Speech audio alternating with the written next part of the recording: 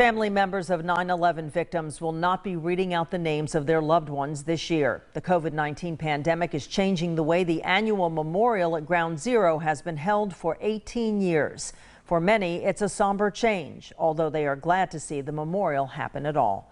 News 13's Erica Orstad spoke with a local 9/11 family member to hear his thoughts on the matter, and she's live in our studios tonight with his story. Erica.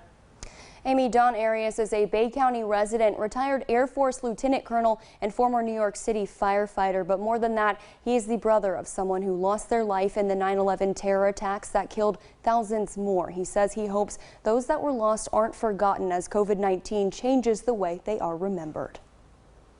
In my eyes, he died a hero, but I'd much rather he'd still be around. For Arias, September 11th will always be remembered as one of the worst days of his life. When I saw on the TV in the corner of my office the North Tower smoking, my thoughts were immediately with my younger brother who was in the South Tower. Adam Arias worked in the South Tower. He was 37 years old, newly married. Don called him and told him to get out quickly. We had what I found out later on was going to be our last conversation. Arias says the South Tower collapsed as his brother tried to help others escape. To others, he's just one of thousands we remember each year. To people like Arias, he will always be much more. If you have a brother or sister that you confide in, you know how close that relationship is. I miss that the most. He says the reading of the names each year is important so no one ever forgets what happened that day. People forget about people.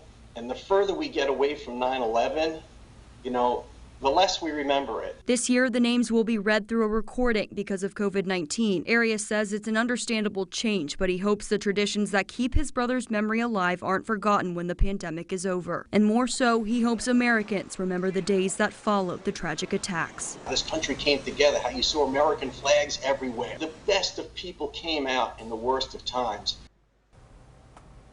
Arias says he's glad to hear that the Ground Zero Memorial and Museum will be open for victims' family members on September 11th, as long as they are able to adhere to CDC guidelines. He says he's very proud of the way the 9/11 Family Foundation and Museum are handling the difficult situation. Amy? Never forget. Thanks, Erica.